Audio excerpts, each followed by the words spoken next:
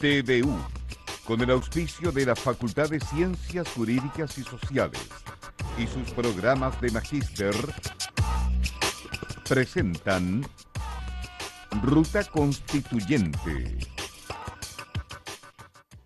¿Qué tal? ¿Cómo están ustedes? Sean muy bienvenidos a una nueva edición de Ruta Constituyente, un espacio de análisis, de debate, de información en torno al momento constitucional que vive nuestro país. Nos volvemos a encontrar en la Sala Chile de la Biblioteca Central de la Universidad de Concepción, esta vez para consultarnos, para preguntarnos cuáles son los escenarios que se abren a partir del plebiscito del próximo 26 de abril. Por eso tenemos a dos grandes invitados a quienes pasamos a saludar. En primer lugar a don Fernando Senger, jefe de Departamento de Derecho Público de la Universidad Católica de la Santísima Concepción y bueno, exalumno también de la Universidad de Concepción. ¿Cómo está, don Fernando? Y muchas gracias por la gentileza. Buenas tardes. Es para mí un agrado estar acá. No se olviden que yo soy hijo de esta universidad. Sí. Me recibí abogado ya hace muchos años, por lo tanto es mi universidad también. Sí, efectivamente. Bueno, Así muchas gracias por acompañarnos y es por un agrado volver muy profundo estar acá. a los que han sido también sus pasillos por muchos años. Y también nos acompaña Armando Cartes, abogado, un doctor en Historia y académico del Magíster en Política y Gobierno. ¿Cómo estás, Armando? Muy bien, gracias por la invitación. Muchas gracias a ambos por asistir. Y la primera pregunta también va para ambos, ¿no? ¿Cuáles sienten ustedes que son los escenarios políticos que se abren a partir del plebiscito del 26 de abril, teniendo en cuenta la posibilidad de que se apruebe, que se rechace, la mayor posibilidad de que se apruebe, dado lo que son algunos sondeos y también lo que es la determinación en torno a la modalidad de la convención? Armando. Bueno. O sea, perdón, Fernando. Sí. Son muchas las cosas que hay que decir, no solo dos o tres. Esto no es un tema sencillo. Es un tema muy, muy complicado, muy profundo, muy de fondo. Aquí se está jugando la historia del país. Entonces hay que considerar las cosas no como que tenemos un rompimiento o un desastre así como Alemania quedó con la capitulación el 8 de mayo del 45, o Italia, o Japón, etcétera, después de la Segunda Guerra Mundial, con un país destrozado, aniquilado. Esto no. El país está funcionando, el país está andando, con algunas dificultades, como la hemos visto en los últimos meses, obviamente, de orden público. No voy a repetir eso. Entonces, pensar hacer una constitución con esta modalidad que se ha ideado, de primero un plebiscito, si quiere o no se quiere, se aprueba o se rechaza, 26 de abril, es algo inédito. Armando, que es historiador, sabe perfectamente bien que nunca se ha hecho esto en Chile, nunca. Solamente hemos tenido plebiscito para aprobar la Constitución del 80, antes del 78 una consulta que se hizo con respecto a la sanción de las Naciones Unidas, y después el 30 de julio del 89, para reformar la Constitución, que es la que permitió que llegara la democracia meses después con don Patricio Aylwin. Bueno, pero ahora que se le consulta a la ciudadanía que si quiere hacer una nueva Constitución o no, es algo inédito. El año 25, cuando se aprobó la Constitución, hay que recordar que el año 24, en septiembre, las Fuerzas Armadas dieron un golpe de Estado, un coup d'état. Y esto significó que don Arturo Alessandri se fue con permiso por 6 meses de Chile y al mismo tiempo se disolvió el Parlamento. Quedamos sin Parlamento. Estamos hablando del año 24 y luego volvió don Arturo el año 25 en marzo. ¿Y qué hizo? Se le dijo, y ahí hay una gran discusión histórica, que se llamara una convención constituyente. Y él dio una serie de argumentos diciendo que Brasil había hecho lo mismo y había sido un desastre años antes. Bueno, y él dictó un decreto. 130 personas, 129, que fueron las que redactaron la Constitución. Y esa se sometió al plebiscito el 30 de agosto del año 25. Bueno, por lo tanto, es algo inédito. Ahora, esto de que vamos a tener un plebiscito ahora con votación voluntaria, no obligatoria, con una reforma constitucional que se hizo a la velocidad de la luz. Son muchos artículos, son muchas palabras, son 6 páginas de diario oficial que en realidad da la impresión de ser como un reglamento completo de algo o un código. Las reformas que estábamos acostumbrados a ver nosotros son reformas constitucionales hechas por el Congreso, con estudio, la metodología, la tranquilidad, la razonabilidad que tiene que hacerse con respecto a una constitución, que es la norma fundamental del Estado y aprobada también por el presidente de la República. Bueno, esto aquí se hizo, yo no sé cómo, porque de repente sale publicado el 24 de diciembre, el día de Navidad, toda esta reforma, 6 páginas de diario oficial. Yo quiero mostrar, por favor, para que se vea por la cámara, miren, una página, 2 páginas, 3 páginas, 4 páginas, 5 páginas, 6 páginas, 7 páginas casi, tamaño oficio. Esa es la reforma constitucional. Yo le digo una cosa, cualquier abogado y cualquier estudiante saben que aprenderse todo esto para dar un examen salen mal. Bueno, en su mirada en torno al plebiscito, pensando el hito del 26 de abril y todo lo que se ha generado en la antesala, claro, ¿cómo llega el país también a lo que es ese punto cúlmine? Mire, yo no soy político, gracias a Dios. Soy un simple particular, he ejercido mi profesión toda la vida, de que me recibí aquí el año 1962, y tengo mi estudio, abogado, y he hecho clases durante 50 y tantos años, pero yo estoy en desacuerdo con la forma que se hizo. Yo no digo que no se reforme la Constitución, sí, pero en esta forma apresurada, a mata caballo, a la velocidad de la luz, no estoy de acuerdo. Y hay cosas que podría decir bastante profundas con respecto a esto, pero la falta de tiempo me impide. Por otra parte, creo que es importante que se sepa que este proyecto de reforma constitucional, la reforma constitucional misma tiene su base en una serie de proyectos que se habían presentado en años anteriores y donde figuran diputados y senadores tales como, por ejemplo, Tucapel Jiménez, Cristina Girardi, Guillermo Teller, del Valle, del Partido Comunista, Marcelo Chilling, Cristina Girardi, George Jackson, Marcelo Chilling, Osvaldo Andrade, Guillermo Ceroni, Camila Vallejos. Todos estos proyectos se refundieron en una especie de licuadora y eso es esto. Entonces, ahora, el 26 de abril comienzan los problemas. Tenemos apruebo o rechazo. No sé qué va a pasar. Ahí están los estadísticos, los analistas, los sociólogos, los opinólogos, etc. Eso lo veremos. Yo como jurista lo único que digo, veamos ese día. Sí. Apruebo una nueva constitución, voto que sí, rechazo, voto que no. Luego ese mismo día se le entrega una cédula a todo el mundo. Somos 14.300.000 electores en Chile, más o menos. Eso aumenta todos los días porque la inscripción es automática. Entonces viene la segunda votación ese mismo día, en que a uno le preguntan, ¿usted quiere una comisión mixta, una constitucional, o quiere una convención exclusiva de personas elegidas? Bueno, yo no sé quién les va a hacer clase a todo el mundo para votar, porque votar apruebo o rechazo es fácil, pero lo otro, me ha preguntado muchísima gente, ¿y qué diablo es esto una convención constitucional? ¿Qué es lo que es una mixta constitucional? ¿Qué es lo que es una convención? Partamos de la base que el Código Civil no habla del contrato o convención definiendo los contratos. Sí, Entonces, sí. La gente tiene distintos conceptos de la convención. Ahora, contrastemos la mirada, don Fernando. Armando, también, ¿cuál es su mirada respecto al punto en que se llega también al plebiscito y al resultado mismo de lo que va a acontecer ese 26 de abril, en la tarde-noche, cuando ya conozcamos la votación popular? Yo comparto que es una coyuntura compleja, porque los hechos están evolucionando. No hay ninguna duda que Chile vive una crisis difícil.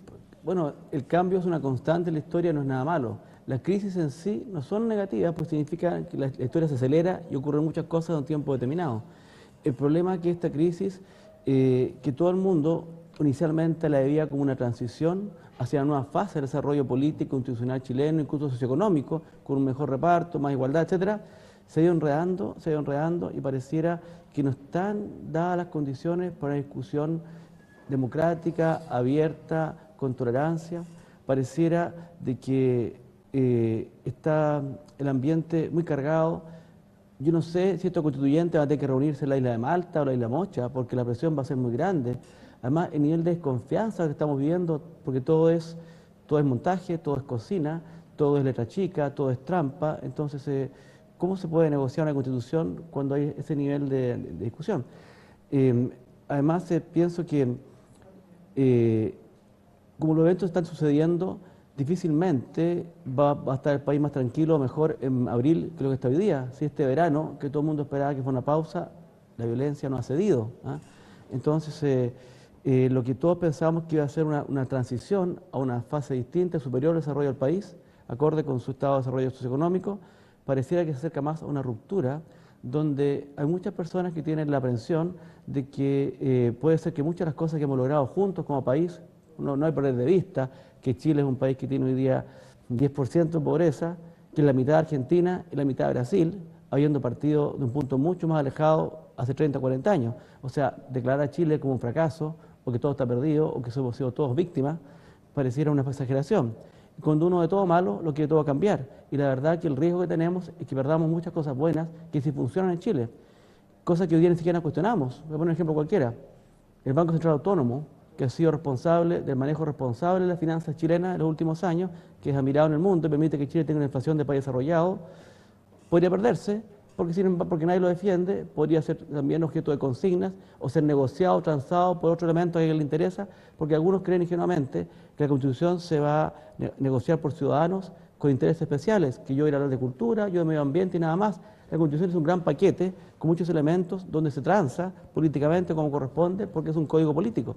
Por lo tanto, esta forma de echar todo sobre la mesa, esta idea de la página en blanco, si bien algunos piensan que no, que hay tradiciones constitucionales que se van a mantener, la verdad con el clima que se vive, ¿quién podría decir que no es impensable un escenario donde elementos que son tradicionales de nuestra historia política o que han sido funcionales a nuestro desarrollo se podrían perder? Así que por eso yo no quiero, pero yo en lo personal pienso que Chile sí necesita una nueva constitución, que cada 40, 50 años es razonable ajustarse el traje, pero conversada y dialogada. Creo que para que se pueda hacer se requiere un escenario mayor de tolerancia y conversación. El plazo me parece corto. Las condiciones. No, el plazo para dictarla. La Carta del 80, con todo lo que se ha criticado, se trabajó 5 años, digamos. O sea, aquí estamos hablando de un plazo de 1 año, de personas que ojalá no sepan nada, porque los que saben se les mira con desconfianza, ¿no es cierto? Entonces, además, ya sabemos cuánto van a ganar, pero nadie sabe si van a dedicar a esto o otra cosa, si es compatible o no con su otro trabajo. Los parlamentarios van a hacer leyes en la mañana y en la tarde van a hacer constituciones. Entonces, con ese escenario, una constitución que no es una simple reforma, que se instalar nuevos paradigmas para la sociedad chilena, parece, digamos, excesiva ambición. Por eso, yo quisiera una nueva constitución y quisiera que funcionara, pero las condiciones que tienen que darse, si no están, hay que verlo. Entonces, por eso yo reivindico que hoy día hay 2 opciones en el referendo: apruebo o rechazo. Apruebo significa que seguimos adelante o con una convención o con una comisión mixta, o rechazo no significa necesariamente que todo quede igual, volvemos al año 80. Significa que volvemos a la práctica de tradición chilena de reformar la Constitución con toda la profundidad que haga falta. Todos recuerdan la reforma del 2005, que fue radical, modificó 50 artículos.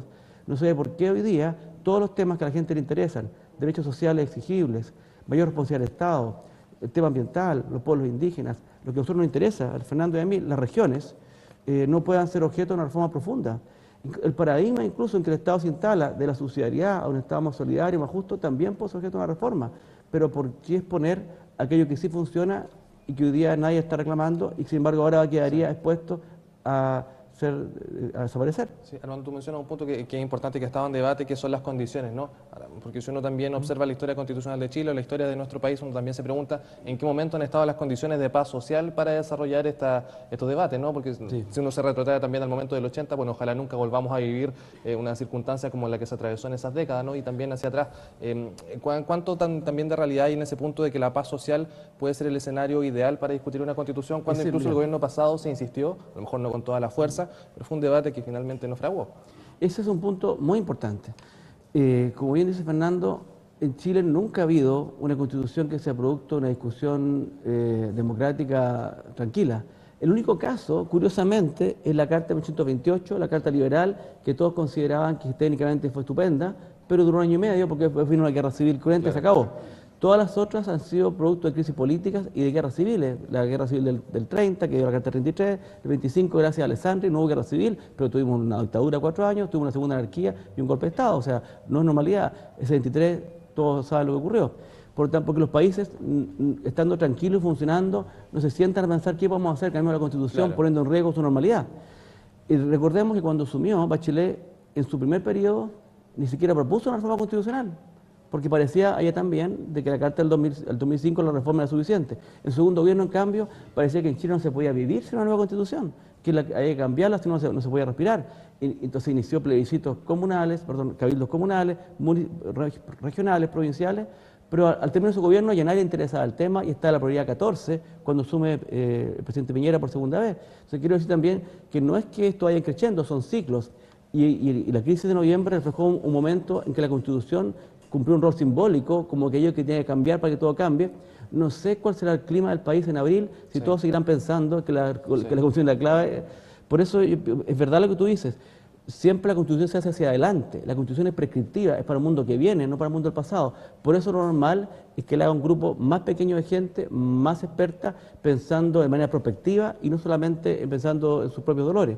Así que por eso parece difícil en un clima de normalidad estas constituciones, porque a nadie le interesa, pero en un clima de normalidad parece también difícil hacerla como una especie de estadio nacional, todos juntos, porque así como la medicina, o la ciencia o la ingeniería, también el derecho, la ciencia política, tienen sus códigos, sus reglas, y declarar a los expertos como, digamos, impedidos o interdictos, como lo que está ocurriendo hoy en día, en que los políticos no pueden hacer política y los abogados no pueden hablar de leyes, parece también no el clima más adecuado para redactar una nueva Constitución. Sí, tenemos que hacer una breve pausa comercial, don Fernando, perdón que lo deje con la palabra ahí, pero que al retorno volvemos y seguimos compartiendo aquí Ruta Constituyente, debatiendo en torno al momento constitucional que vive en nuestro país. No se despegue en nuestra sintonía.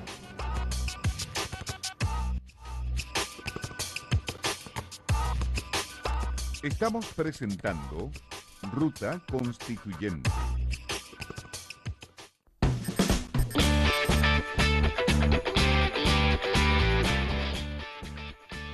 Hualpén en mapudungún significa mira a tu alrededor. Qué nombre tan bien puesto. Aquí, en la desembocadura del río Biobío, en la península de Hualpén, los invitamos a conocer, ahora sí, ya que conocemos el contexto, a los emprendedores de esta comuna.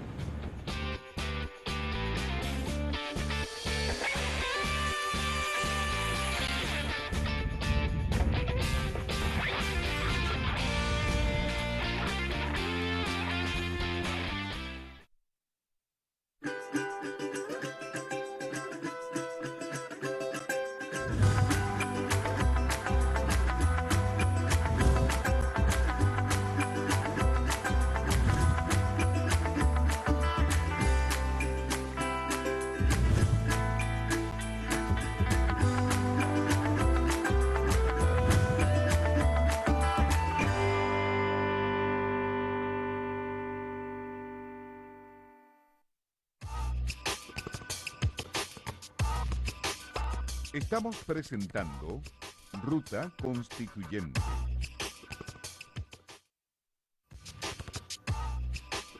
Ruta Constituyente desde la Sala Chile de la Biblioteca Central de la Universidad de Concepción. Fernando Senger tenía la palabra y es importante también ponernos en los escenarios hipotéticos, pero también los más probables, ¿no? Bueno, hablar también de los 2/3, hablar también de lo que va a ser el quiero debate decir algunas constitucional. cosas que son bastante importantes ¿Sí? a considerar en la opinión pública, porque hay mucha desorden en todo esto, mucho caos, y como hay tanta profusión de información falsa, errada, quiero decir lo siguiente. Primero, se ataca al Tribunal Constitucional, que es una de las cosas básicas que se quieren prácticamente suprimirlo. Pero dicen que fue obra de la dictadura. Falso. El Tribunal Constitucional es producto de una reforma que hizo un gran presidente de Chile que se llamó Eduardo Frei Montalva. Don Eduardo Frei. 64-70. Y se estudió todo esto con el derecho europeo. El Tribunal Constitucional nació con Hans Kelsen, uno de los juristas más insignes del siglo XX, en 1920 en la Constitución de Austria y posteriormente la Checoslovaquia. Después de la guerra lo adoptó Alemania, Italia, etcétera, la mayoría de los países, Francia en el 58 y el 78 España. Entonces el Tribunal Constitucional rige desde el año 70. Cuando entró Salvador Allende el 4 de noviembre, ya empieza a funcionar el Tribunal Constitucional. Hubo 17 fallos entre esa fecha y el 73 y Allende hizo varios requerimientos con la famosa estructura del Tribunal Constitucional que ahora, por supuesto, reaparece. Segundo punto que quiero decir. Otro gran presidente de Chile, que fue Ricardo Lagos, del 2000 al 2006, planteó la reforma de la Constitución, profunda, y eso se aprobó. Yo estuve en la aprobación en La Moneda, un gran acto en que fueron todos los decanos, parlamentarios, etcétera, en agosto del año 2005. Y dijo Ricardo Lagos, y tengo el discurso, por favor, que son parte de los anales de la República, esta es una nueva Constitución, nada tiene que ver con la otra, en que el Tribunal Constitucional se integrada con personas elegidas por el Consejo de Seguridad. Ahora no, va a haber 4 elegidos por el Congreso, 3 Corte Suprema y 3 por el Presidente de la República. ¿Cómo es la composición actual? Bueno, eso y se dijo entonces que era una nueva constitución porque se eliminaron los senadores designados, una serie de cosas más. Esto fue recién, el 2005. A tal punto es cierto lo que estoy diciendo, que quien lea la reforma dice que se introducen las siguientes modificaciones en la Constitución Política de la República, cuyo texto refundido, coordinado y sistematizado se contiene en el Decreto Supremo número 100 del 2005, que está firmado por Lagos y por todos los ministros del Ministerio de la Secretaría General de Gobierno. Estas 2 cosas quiero aclarar, porque el resto son falsedades, el resto es falso. Enseguida, en tercer lugar, por el tiempo que tenemos, quiero decir, no es lo mismo hacer una carta de amor que hacer una constitución política. Una constitución política tiene que conocer profundamente los juristas que la hacen, la estructura del país. Por favor, aquí tenemos un código civil redactado por Andrés Bello el año y que empezó a regir en 1857, se promulgó el 55. Claro. En fin, ¿quieren echar abajo todo? Es que no hay hipotecas, no hay dominio, no hay esto otro, porque la Constitución, por el sentido supremo, deroga todo lo hacia abajo. Entonces es un problema profundísimo. El Código Penal de 1874 reformado y toda la legislación que existe económica, social, política, como Armando planteaba el tema del Banco Central, que es una cuestión súper importante. La gente no se da cuenta de esto, cree que manejar la hacienda pública la vamos a manejar con saqueo y con todo, es un absurdo. Eso es una locura. Sí, sí. También para contrastar el punto de vista de Armando, pero te quiero poner en el plano de lo que tiene que ver con la discusión en sí, poniendo en el escenario de que prospera la modificación constitucional, la discusión en torno a los 2 tercios, también a la hoja en blanco. ¿Cuál es tu mirada en ese sentido? ¿Cómo uno puede anticipar lo que va a ser una discusión bajo lo que es ese quórum y también teniendo en consideración de que hay una convocatoria a crear una nueva constitución desde cero? Bueno, todo tiene su lógica. Los 2 tercios tienen mucha lógica, no solo porque hay una tradición jurídica, que una norma de tanta jerarquía debe generar un alto consenso y los 2 tercios de alguna forma lo acredita, pero también imaginemos que como Chile está dividido en 2, gobierno y oposición, si cualquiera tuviera un voto más que el otro, se llevaría todo. Entonces es demasiado el riesgo que esta constitución sea aprobada por un sector o por el otro. Imaginemos que el caso del presidente Piñera, que ganó con 56%, hubiera ganado nuevamente, quiere decir que la constitución solo refleja a él o a su grupo y por lo tanto inaceptable. Por eso los 2 tercios me parece a mí lo adecuado, aun cuando algunos plantean razonablemente que esto puede dar lugar a bloqueos. Claro. Respecto al tema de la página en blanco, ¿qué ocurre si no hay acuerdo de 2 tercios? No hay el plebiscito de salida. Claro, el problema está que si con los 2 tercios no hay acuerdo, ¿qué pasa con lo que no se acuerda? Algunos dicen eso no va a ocurrir, siempre hay una tradición jurídica en que siempre tiene que haber normas sobre el Poder Judicial o sobre el Congreso o la Constitución, pero quién sabe, el bloqueo puede ser insuperable. O bien que todo esto se reenvía a la ley, pero dejar materias tan graves para la República a la jerarquía de una simple ley que se puede ser derogada por una mayoría simple como en el Congreso, también es delicado. Ahora, por tanto, el tema de la página en blanco justamente es la metáfora que refleja lo que estamos conversando, que significa poner todo en juego, lo bueno y lo malo, en un solo acto. Y respecto al plebiscito de salida, yo quiero decir lo siguiente en base a la tradición histórica de Chile y del mundo. Nunca se juzga realmente la Constitución en un plebiscito constitucional, siempre se juzga otra cosa. Yo tengo una nacionalidad francesa y he votado por 2 constituciones europeas que se han rechazado.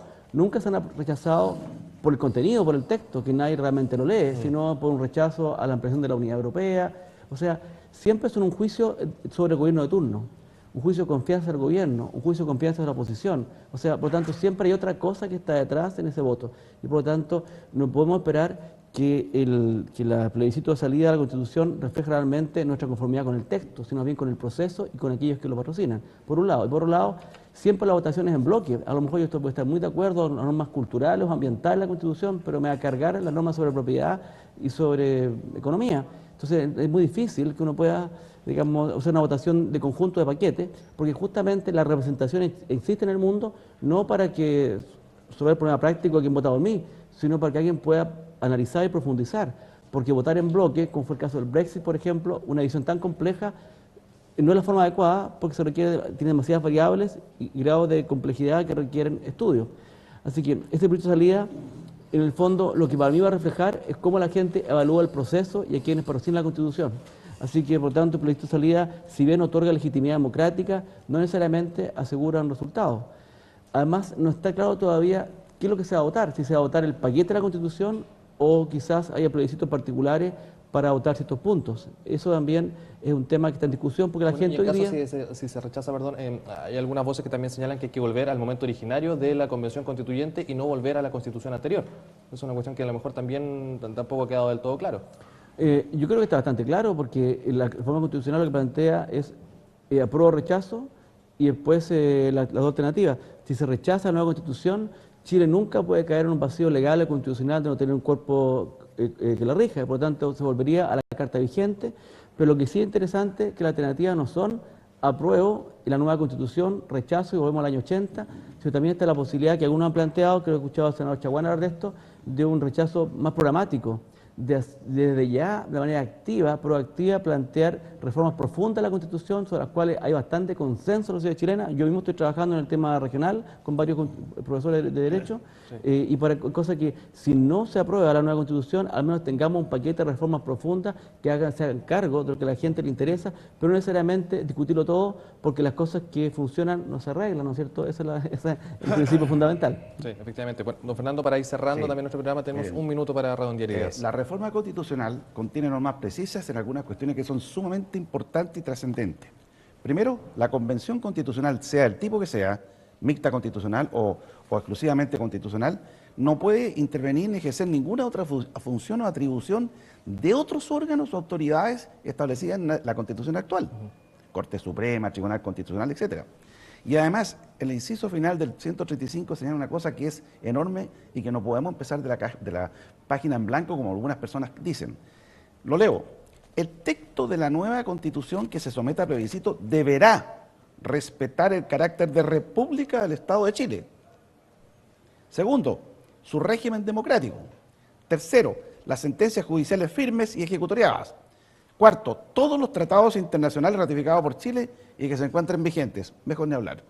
Hay una enorme cantidad de cosas que tienen que respetarse. Por lo tanto, no estamos ante un golpe al vacío aquí. No estamos cayendo de 10.000 metros al suelo.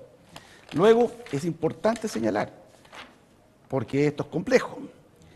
En el plebiscito que va a haber en octubre del próximo año, para aprobar o no el texto teórico que pueda elaborarse por esta convención constituyente, si se aprueba el nuevo texto, no hay problema.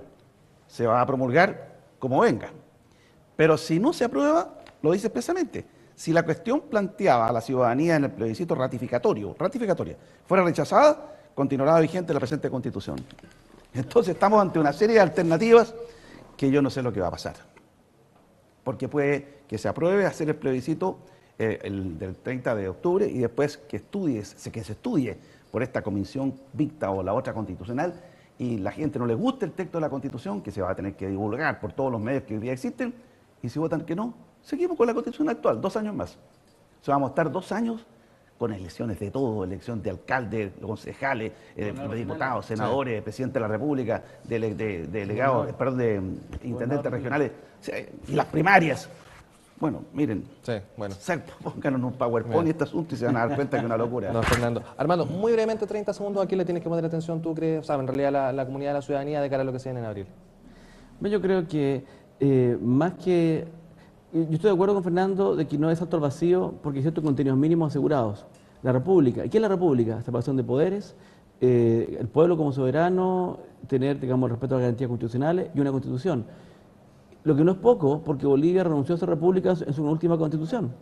Y por supuesto, elecciones democráticas, que tengan un contenido efectivo, o sea, que haya alternancia en el poder, que haya competencia de elecciones. Eso para mí me da cierta garantía, porque el pueblo en Chile es bastante sensato y de sentido común, hace más que los políticos que los intelectuales.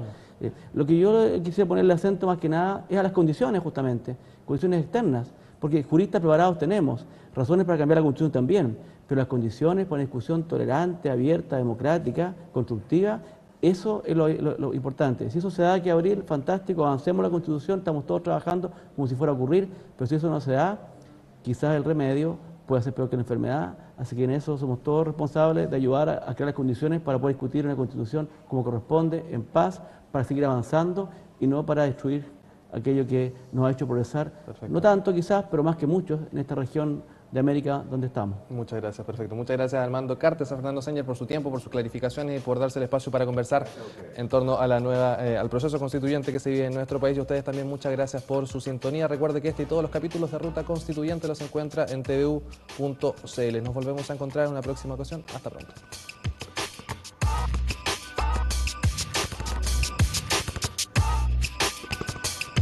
TVU, con el auspicio de la Facultad de Ciencias Jurídicas y Sociales y sus programas de magíster, presentaron Ruta Constituyente.